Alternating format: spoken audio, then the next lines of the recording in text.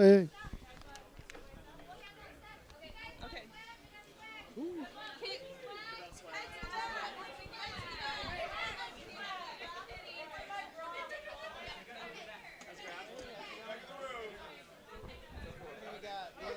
How many we got? Okay, well, kind of keep toward the middle because the video's in the middle. Keep toward the middle as much as you can. I'll be middle. Yeah, slide over a little more. Yeah. Good?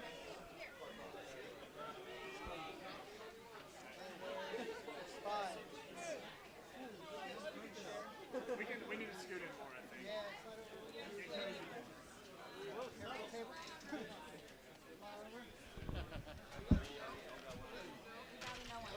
Hello. Sit like this, Yes. you know. It's Yes. a special occasion. Special occasion. We are on video, so yes. Yes. So, So no inappropriate touching. well, you know. Wait a second. Wait a second. Yeah. As long as, yeah, I didn't see it. So I'm, We're okay. revising. So, okay, we welcome Golden Wisp and Well Met. Little Hearthstone action here. Thank you so much, guys. So it's a pleasure to have everybody here. For those of you who don't know, the five of us together are the hosts of two Hearthstone podcasts. JR, John, and myself host Well Met over on the BlizzPro Network. And then me and Hunter host Golden Wisp. So what we're going to do for you tonight is we're going to talk a little bit about what's going down with Hearthstone as a game. We're going to talk about the shows themselves, and then we're going to go through kind of what we've seen in Hearthstone over the last year and what kind of cool stuff is coming up for Hearthstone in the future. So, John, can you tell us a little bit more about what Well Met is as a Hearthstone podcast? Yes, I can. Whoa. I'm there. Good.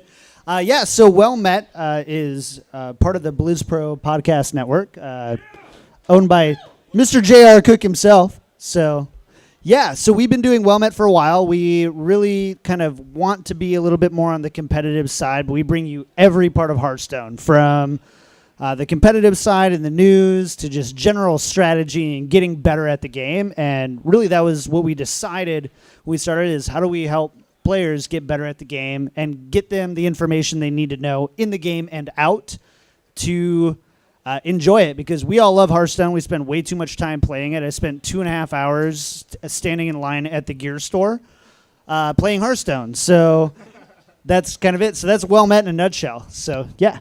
Yeah, and Golden Wisp, we focus solely on competitive play, tournaments, esports, the meta. We do deck lists, things like that. That's sort of what me and Hunter have been focusing since day one, and we will be a year old the week after BlizzCon. So we're almost on 1 year. That's pretty cool. That is awesome, guys. That's super cool on both sides. Thank you so much. And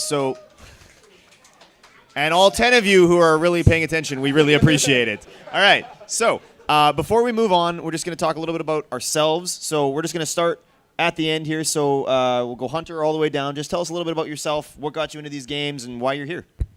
Cool. So I'm Hunter Graham, obviously part of Golden Wisp. Alec and I met in college at the University of Virginia. I started playing WoW back when I was a freshman in college, and that took me to Hearthstone somehow, and now it's my love and my life. Yeah, I'm Alec. I play Hearthstone very, very seriously, and just love competitive games and got into Hearthstone that way. I'm Kevin, and I got started on the Blizzard franchises back when I was about 8. A copy of Warcraft 2 showed up in a box that was labeled, "You have to share this with your sister." That didn't happen. And I ended up then moving on and playing all of the Blizzard titles to a point that, as of earlier this year, covering Blizzard's games and esports as a journalist has become my full-time job. By the way, Hunter and Alec is the most adorable couple here at BlizzCon. I just need to say that. They're adorable.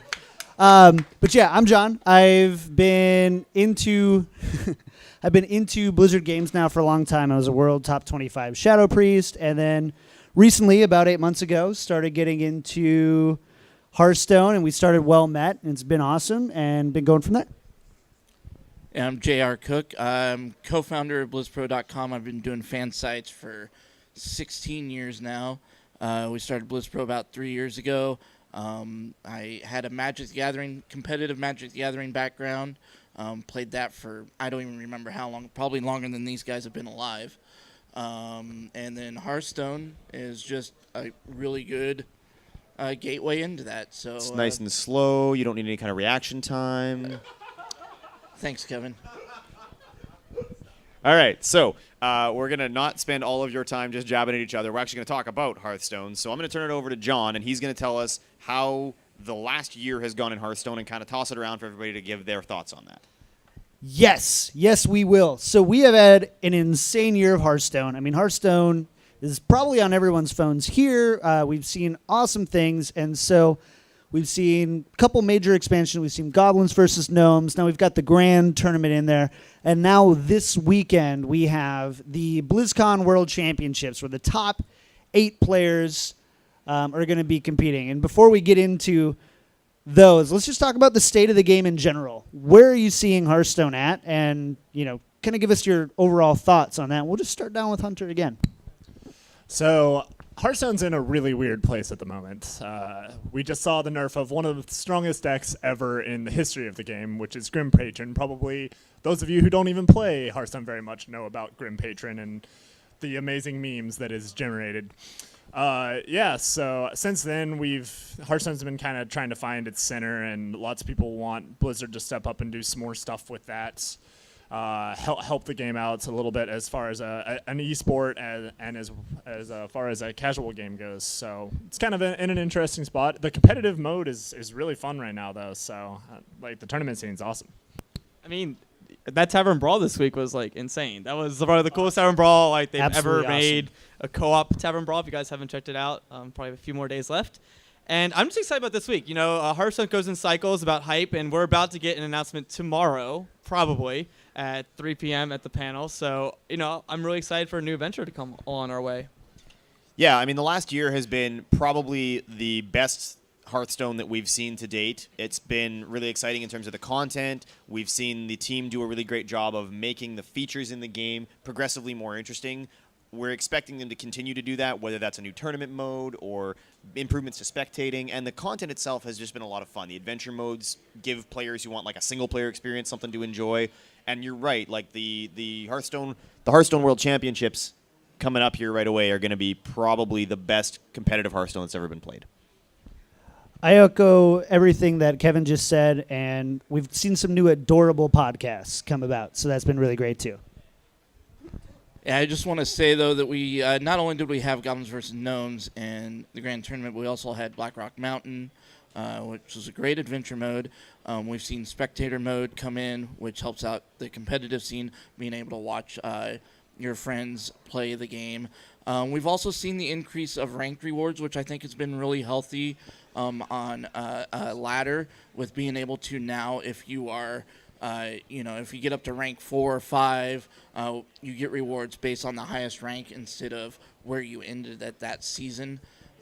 So I think we don't talk enough about what the Hearthstone team has really done in the last year. They've done a lot of great things with the competitive scene and also the casual scene with Tavern Brawls and things like that.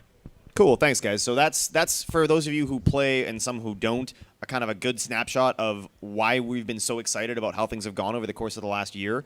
So John, take it away. Tell us about the World Championships in Hearthstone, the second ever World Championships in Hearthstone. What are we looking forward to this weekend? Yeah, we've got an incredible... I don't think we could be more excited about the different players that we've gotten coming in. We've got great players from all the different regions, and a big part of the podcast, as far as us being up here, is we're all kind of known for a little bit more of the competitive side of things. So it would feel like a shame to not be able to talk a little bit about the competitive scene and, of course, the World Championships tomorrow.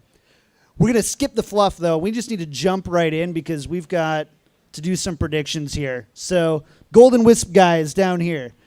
Top 8, starting tomorrow. We're going to see them go head-to-head, best of 5s.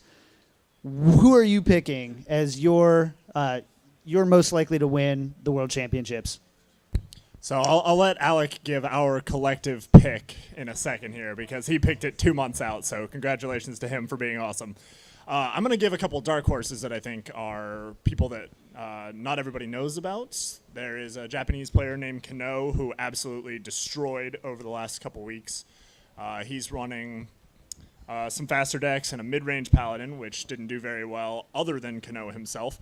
Also, Ostkaka, the Swedish cheesecake master, looking really good. He actually has the same deck list as the person Alex about to talk to you about. So those are my two dark horses. I think those two will perform really well. But Yeah, I've been on Tice's train the entire way throughout the whole World Championships, and he brought a really interesting lineup with his Dragon Priest, Freeze Mage, and he's actually running Patron. So Patron's back in the meta, performing very well. So Tice for me.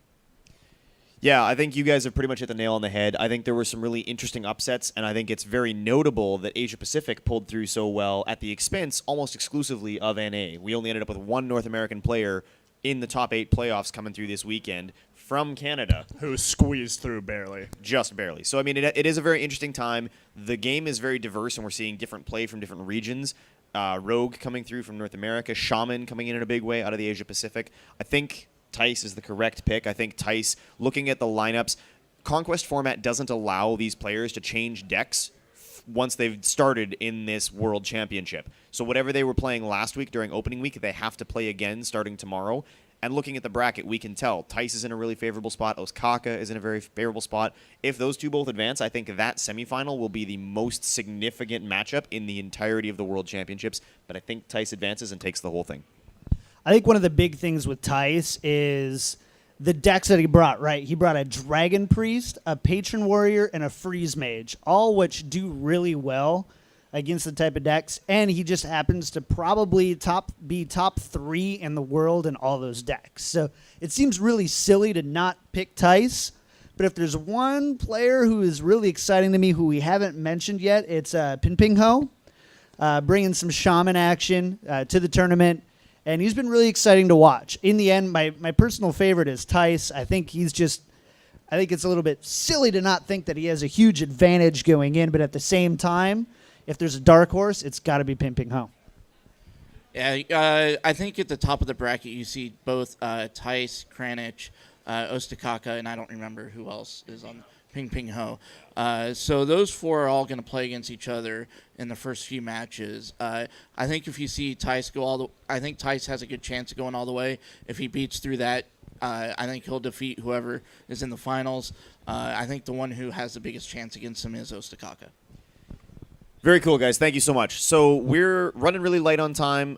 So before we wrap it up, obviously, if you enjoyed what you saw here today, Golden Wisp, you can find these guys online, Well Met Podcast. You can look us up on iTunes, Twitter, all your favorite social media. Before we take off for the night and turn it over to the next panel, does anybody have any questions for the 2 coolest Hearthstone podcasts, NA? It's a no. Looks like no. Thanks, guys. Thank you so much, everybody.